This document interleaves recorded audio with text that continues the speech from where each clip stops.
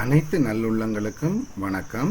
Conveyance பாடத்தின் பெடிகிரிக்கு ஒரு pass paper கேள்வி ஒன்று ஆன்சர் பண்ணியிருக்கிறேன். 2016 ஆண்டு ஏப்ரல் மாதம் வந்த முதலாவது கேள்வி. விமல் வீரசேகரா தனக்கு ஆயுள் நல உரித்த வச்சுக்கொண்டு தன் மகனுக்கு சுரேஷ் வீரசேகராக கொடுக்கிறார். விமல் வீரசேகரா இந்திராணியை கல்யாணம் கட்டி அதில் 2 பிள்ளைகள் இருக்குது, சுரேஷ் அண்ட் மகேஷ். அதில் உள்ள சுரேஷுக்கு தான் இந்த காணியை கொடுக்கிறார். சுரேஷ் வீரசேகரா முதல் கல்யாணம் கட்டினவர். கல்யாணம் கட்டி அதால் அவருக்கு அனுஷா என்ற ஒரு மகள் இருக்குது. அதுக்கு பிறகு அவர் சம்பாவை கல்யாணம் கட்டுறார். சம்பாவை கல்யாணம் கட்டின பிறகு அவருக்கு திலீப், தினுஷா, சாமா 3 பிள்ளைகள் இருக்குது.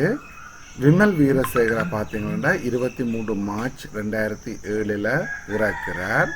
பிறகு அவற்றை முதல் தரத்து பிள்ளையான அனுஷா வீரசேகரவும் 2011 இறக்கிறார். ஆனால் அவள் ஹர்ஷன் பெரேரா ஒரு ஆளை கல்யாணம் கட்டியிருக்கிறார். திலீப் அண்டு இவற்றை 2ஆம் தரத்து பிள்ளை அவங்க 2014 ஆண்டு இறக்குறாங்க. இஷ்யூலெஸ் பிள்ளைகள் இல்லை. இதில் பார்த்தீங்களா இந்திராணியும் மகேஷும் எங்களுக்கு இதுக்கு இந்த பெடிகிரி செய்கிறதுக்கு வரமாட்டினோம். அப்போ இவே தேவையில்லாமல் தரப்பட்டிருக்கிறோம். அதில் விமல் வீரசேகரா இறந்ததுன்னு சொல்லி 23 மார்ச் 2007 இருக்கு. அதுவும் தேவையில்லை. இதில் நான் 4 கலர் பாவிச்சுக்கிறேன்னுக்கண்டா ஈஸியாக எந்த லெவலில் இருக்குன்னு கண்டுபிடிக்கிறதுக்கு முதல் அனைமா எல்லாரும் படிக்க ஹைலைட்டர் வச்சு ஹைலைட் பண்ணி படிக்கிற நீங்கள் கேள்வி ஒருக்கா வாசிச்சுட்டு 2ஆம் தரம் வாசிக்க முடிஞ்சால் இப்படி ஹைலைட் பண்ணிங்கன்னா உங்களுக்கு பார்க்க டக்குன்னு ஈஸியாக இருக்கும். அடுத்து அந்த ஒவ்வொருத்தரும் இறந்தது இருக்கு தானே, அந்த டேட்டுகளை பெட்டி போட்டு வச்சுருந்தீங்களா டக்குன்னு எடுக்கக்கூடியதாக இருக்கும். இது ஒரு சின்ன ஒரு எக்ஸாம் டெக்னிக்காக நீங்கள் கன்சிடர் பண்ணலாம். இதில் வளமையாக லோ காலேஜில் கேட்குற அதே கேள்வி தான். இப்போ தான் மார்க்ஸ் டிஸ்ட்ரிபியூஷன் கொஞ்சம் வித்தியாசம். சரி, விடி எப்படி எழுதுறேன்னு பார்க்கணும். விடி எப்பவும் நல்ல ஒரு உரித்தில் இருந்து தான் தொடங்கணும். முதலாவது இந்த காணிக்கு நாங்கள் இந்த பிரிவு, அதாவது பெடிகிரி கீறம்ன்றதை சொல்லி படத்துக்கு அதை கொடுக்கணும். அப்போ அது ஃபிசிக்கலாக அங்கே இருக்கின்ற அட்ரஸும் மேப்பில் எப்படி எந்த மேப்பால் அந்த காணி இருக்குன்றதையும் சொல்லணும். அது விஸ்தீரணத்தையும் சொல்லணும். அப்போ முதலாவது பார்த்தீங்கன்னா நில அளவியாளராக கீறப்பட்டதுண்டு. நில அளவியாளற்ற பேர், எத்தனை திகதி, அவற்றை நில வரைபடத்தின் நம்பர், அதில் இந்த காணி என்ன லொட்டுன்னு குறிச்சு காட்டியிருக்கண்டு போட்டுட்டு மற்ற அந்த காணின்ற அட்ரஸ் இதை கொடுக்கறதுக்கு உங்களுக்கு 1 மார்க்ஸ் வரும். அதை காட்டுத்தாங்க. இந்த மேலே கேள்விக்கு மேலே ஹைலைட் பண்ணி இருக்கிறேன். அதை அப்படியே பார்த்து எழுதுறதுக்கு அடுத்தது மாவட்ட நீதிவான், அந்த கடுவல நீதிமன்றம் இதை குறித்து காட்டணும். ஏனென்றா அந்த நீதிமன்றத்தின் உத்தரவால தான் விமல் வீரசேகருக்கு சொத்து வருகுதுன்றபடியால் அதை குறித்து காட்டணும். அப்போ அந்த உங்களோட இடதுகை பக்கத்தில் நீங்கள் லைசன்ஸ் சேவையரால் அந்த காணின்ற பிளானை போடணும். இஞ்சால நீதிமன்றத்தால் நடந்த தீர்ப்பு எழுதணும், அல்லது எப்படி சட்ட ரீதியாக கடத்தப்படுது. அந்த வலதுகை பக்கத்தால் காணி எப்படி சட்ட ரீதியாக கடத்தப்படுதுன்றும், இடதுகை பக்கத்தில் லேண்டை விபரிக்கோணம் எவ்வளவா இருக்குது, பிறகு எப்படி அதை மாறிக்கொண்டு போகுதுண்டு. இதில் பெரிய பிரச்சனை இல்லை. அப்படியே 30 பேச்சுமே வாரபடியாக பிரச்சனை இல்லை. சில வேளையில் பேச்சு மாறைக்கு இதில் நீங்கள் அந்த அளவை குறித்து காட்டி கொண்டு போகும். அதே மாதிரி விமல் வீரசேகரை எப்போ இறக்கிறார் என்பதை நீங்கள் குறித்து காட்டணும். ஏதாவது மரண சாதன வழக்கு நடந்து மரண சாதன தத்துவ அதிகார பத்திரம் யாருக்காவது வழங்கப்பட்டிருந்தா அந்த டீட்டெயிலை இதில் காட்டணும். சரி, இதை ஒரு வேறு விதமாகவும் பார்ப்போம். சரி, ஒரு ஆள் மரண சாதனம் இல்லாமல் இறந்தாருண்டா அவற்றை சொத்து 2ஆக பங்கிடப்படும். அதாவது அவர் திருமணம் முடிச்சு வந்தாருண்டா அவருடைய உயிரோட உள்ள வாழ்க்கை துணைக்கு பாதி சொத்து கொடுக்கப்படும். அப்போ சம்பாக்கு கொடுக்கப்படுகிறது. சரி, ரெண்டாவது மற்ற பகுதி எப்படி கொடுக்கப்படும் என்று சொன்னால் பிரிவு 23 சொல்லுது. முதல் பிள்ளைகளுக்கு, ரெண்டாவது பெற்றோருக்கு, மூன்றாவதுக்கு சகோதரங்களுக்கு. இந்த சுரேஷ் வீரசேகராக்கு பிள்ளைகள் இருக்குது. ஆகவே 4 பிள்ளைகளுக்கும் சொத்து பங்கிட்டு கொடுக்கப்படும். இது இவற்ற ரெண்டாவது தாரத்தின் பிள்ளைகள் இந்த 3 பேரும், இது முதல் தாரத்தின் பிள்ளைகள். இந்த பிள்ளைகள்ல 2 பேர் இறந்துட்டினம். ஆகவே அந்த இந்த 2 பேர்ட்ட சொத்தையும் திருப்பி நாங்கள் பங்கிடணும். அப்போ முதல் நாங்கள் அனுஷாவை கருதினோம் என்று சொன்னால், அனுஷா திருமணம் செய்திருக்கிறபடியா பிரிவு 22க்கு கீழே அவட உயிரோட உள்ள வாழ்க்கை துணைக்கு பாதி சொத்து கொடுக்கப்படும். சரி, அடுத்தது பிள்ளைகள் இல்லை, அடுத்தது பெற்றோர். 2 பெற்றோரும் இறந்துட்டன. ஒன்று சுரேஷ் வீரசேகரா, அப்ப இந்திராணி இறந்துட்டா, அப்ப பெற்றோர் இல்லை. ஆகவே இனி சகோதரங்களுக்கு தான் சொத்து கொடுக்கப்படும். சகோதரங்கள்ல 3 பேர் இருக்கணும். அப்ப இங்க பாருங்க, 2011 சாகரா, அப்ப 3 சகோதரங்கள் இருக்கு. 3 சகோதரங்களுக்கும் சொத்து கொடுக்கப்படும். இனி இதில் ஒரு சகோதரம் 2014 இறந்துட்டுது. எனவே அவற்ற சொத்தை நாங்கள் பங்கிடணும். அப்ப இவர் திருமணம் ஆகாதவர். அப்ப மனைவி பிள்ளைகளை பற்றி கவனிக்கவே தேவையில்லை. பெற்றோர் 2 பேரும் உயிரோட இருந்தா அவைக்கே 2 பிரிச்சு கொடுத்து விடலாம். இங்க தாய் மட்டும்தான் இருக்கு. டியூலிப்பின் தந்தை சுரேஷ் வீரசேகரா, அவர் இறந்துட்டார். அப்ப சம்பாக்கு அரவாசி சொத்து போகும். அடுத்தது இவற்ற சகோதரங்களான டினுஷ், சாமாக்கு போக போகுது. அப்ப டினுஷுக்கும் சாமாக்கும் கொடுத்தாச்சு.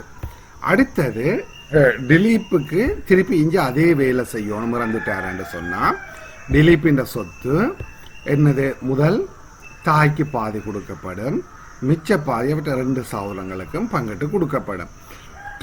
ஸ்டார்டிங்கில் இப்படி எழுதி பார்த்துட்டு பிறகு இதே தான் இங்கே வருகுதுன்னு போட்டு சேர்த்து விட்டீங்களா? சரி, இது இங்கே கொண்டு போட்டு அதாவது டியூலிப்புக்கு கொடுக்கணும். நீங்கள் பிரிச்சிங்களா? சரி, உங்கள்கிட்ட நான் ஒரு கேள்வி கேட்குறேன், இதில் கவனிங்கோ. அனுஷா 14ஆம் தேதி இறந்திருக்கிறா. 14 2011 இறந்திருக்கிறா. டியூலிப் 2014 இறந்திருக்கிறார். ஆனபடியே பெரிய பிரச்சனை இல்லாமல் போட்டுது. இப்படி ஒரு சினாரியோ. டியூலிப் 1/1/2011 அதாகப்பட்டது. சுரேஷ் வீரசேகருக்கு பிறகு அனுஷாக்கு முதல் செத்திருந்தா இந்த படம் இப்படியே தான் வரும், அல்லது மாற்றம் வருமா? மாற்றம் வந்தால் எப்படி என்றதை யோசிச்சு செய்யுங்கோ. இயலாதாக்கள் என்னோட கண்டாக்ட் பண்ணுங்கோ. இதில் கொமெண்ட்ஸில் போடலாம், அல்லது என் டெலிஃபோன் நம்பருக்கு நீங்கள் கால் ஒரு வாட்ஸ்அப் மெசேஜ் ஒன்று விட்டீங்களா உங்களுக்கு அதுக்குரிய விளக்கம் தரப்படும்.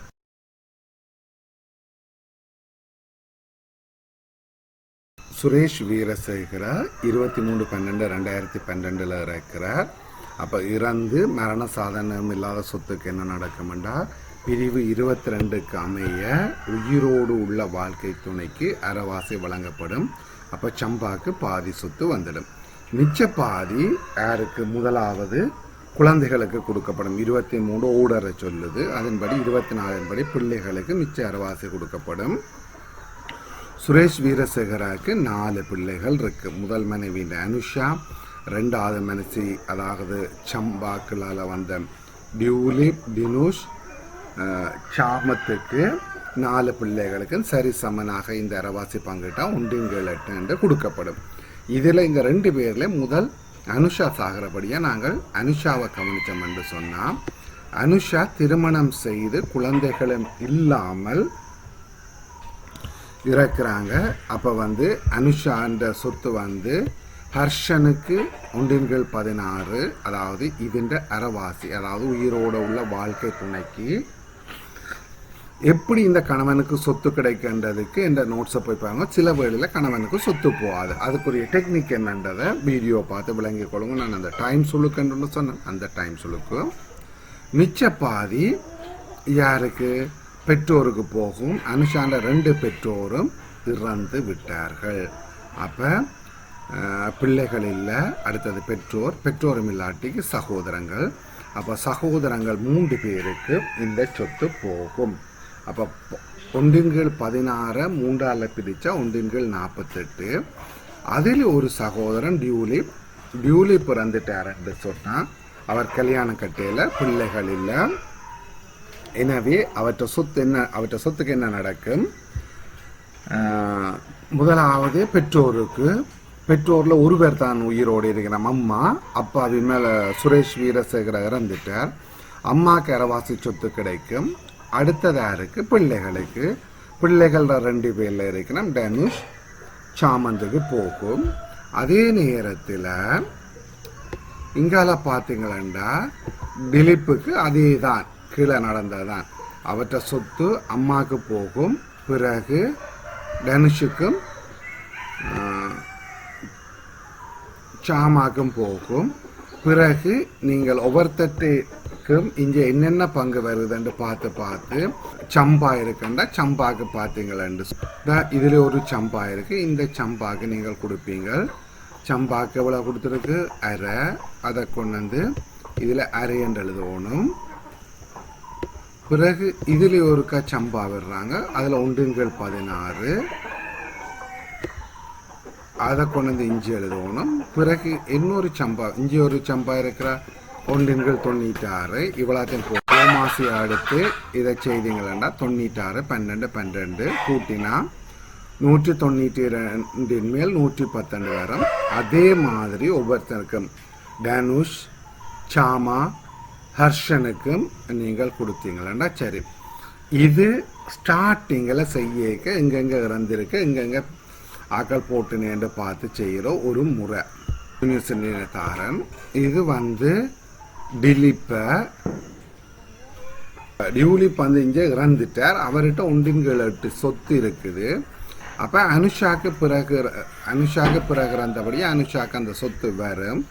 அதே ஆக்கள் தான் அவர்கிட்ட பிறப்போகினம் என்றபடியால் இந்த 1/8 இந்த 1/40 சேர்த்து கூட்டி 7/48 இது வருகிறன்னு பார்த்து பிறகு சம்பா, தனுஷ், அங்கே சாமாக்கு சொத்தை பங்கிட்டு கொடுக்குறோம். பாருங்க அநேகமாக 7 என்று வருது. முந்தி நாங்கள் பெடிகிரி எங்கே செய்ய எல்லாம் 1/1 என்று வாரது. இது மட்டும் இந்த 7 படியே வந்து கொண்டிருக்குது. பிறகு இங்கே கூட்டேக்கையும் பாருங்க 7/96 போட்டு கூட்டப்படும். இப்படியும் செய்யலாம். இது ஒரு ஸ்கீம் தான். ஆனால் அந்த முறையாக அந்த சேவனப்படாதால எனக்கு வடிவா தெரியல.